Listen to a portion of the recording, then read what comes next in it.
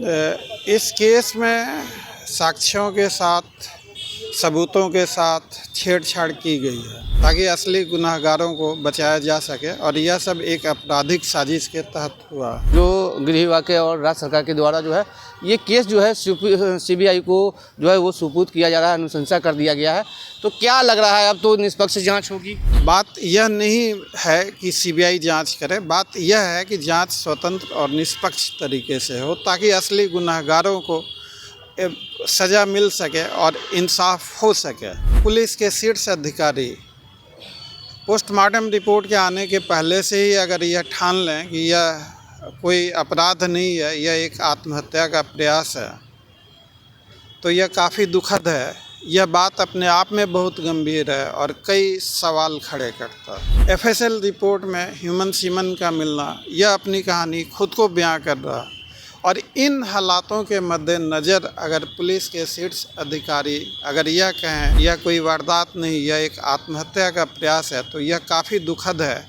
इन हालातों में कहने को कुछ नहीं बचता। नीट छात्रा कांड में जो है आज सोशल मीडिया पर गृह मंत्री के द्वारा जो है एक ट्वीट किया गया कि अब इस मामले की जांच जो है सीबीआई को जो है सुपुर्द की जा रही है।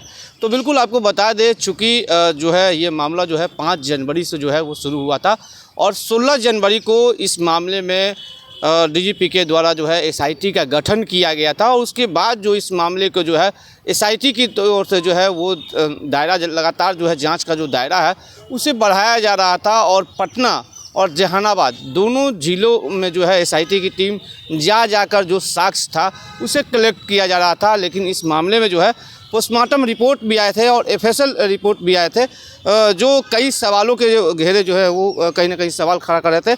हमारे साथ पीड़िता के पक्ष के जो है एसके पांडे जी वकील हैं। आइए इनसे हम जानना चाहते हैं, आप किस रूप में, किस एंगल से इस पूरे मामले को देख रहे हैं? शुरू से आप मामला देख रहे हैं। इस केस में साक्ष्यों के साथ, सबूतों के साथ छेड़छाड़ की गई है ताकि असली गुनहगारों को बचाया जा सके और यह सब एक आपराधिक साजिश के तहत हुआ। अब यह घटना 5 जनवरी 2026 के रात की है।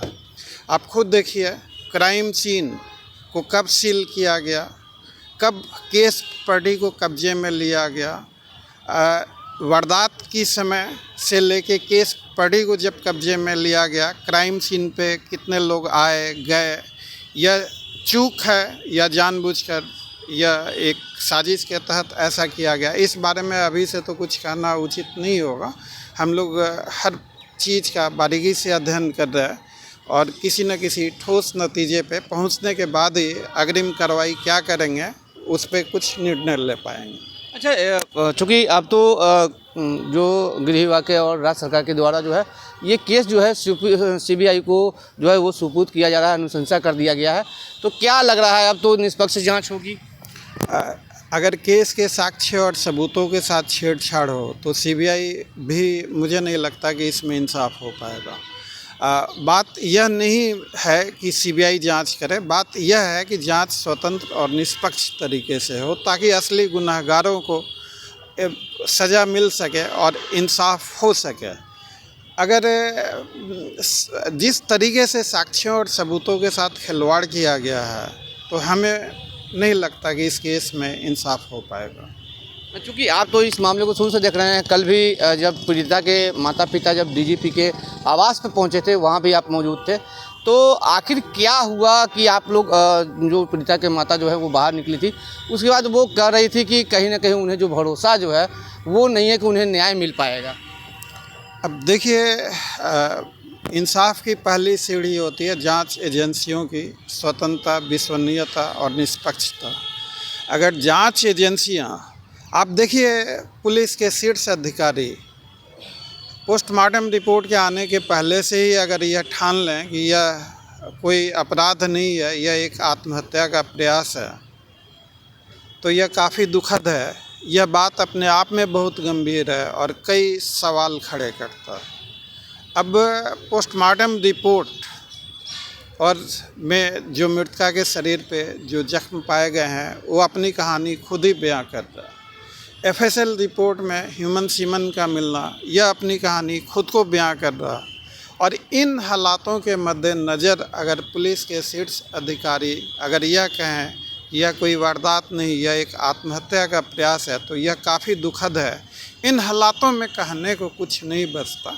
हमारे पास उम्मीद की आखिरी किरण सिर्फ न्यायालय पे ही अब टिकी हुई है। इस केस में क्या होगा क्या नहीं हो पाएगा यह कह पाना काफ़ी मुश्किल है। आप तो इसे देख रहे हैं और आप खुद एक एडवोकेट हैं और शुरू से इस मामले को जो है आप जहाँ भी कि हमसे भी कई बार आपकी मुलाकात हुई है, जहाँ पीड़िता के जो माता पिता हैं या मामा हैं वो आते थे तो वहाँ आप भी रहते थे।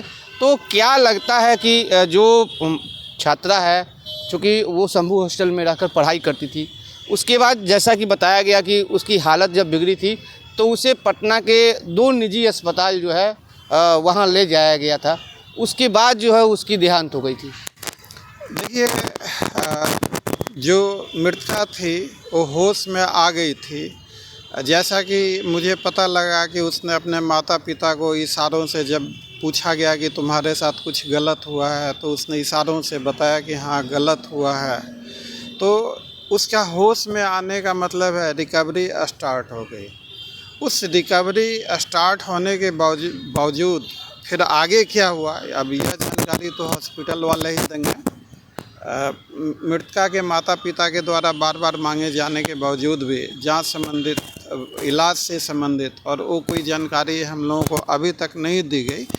और मैं आपके चैनल के माध्यम से मांग करता हूं कि मृतका के जो इलाज से संबंधित जितने भी पेपर थे वो हमें भी दिए जाएं, ताकि हम लोग इस केस की एक अच्छे से इसका अध्ययन कर जो भी विधि सम्मत न्याय संगत जो कार्रवाई हो सके उसे अमल में लाएं। आप इस केस को लड़ रहे हैं? फिलहाल तो लड़ रहे हैं। बिल्कुल, आपने देखा कि लगातार जो है जो नीट छात्रा है उसको न्याय दिलाने के लिए जो है जो एडवोकेट हैं वो भी लगातार लड़ रहे हैं और उन्होंने साफ तौर पे कहा है कि ये कोई भी एजेंसी जो है वो जांच जरूर करे लेकिन निष्पक्ष जांच हो। फिलहाल खबरों को देखते रहिए 10 न्यूज़ में चंदन तिवारी, पटना।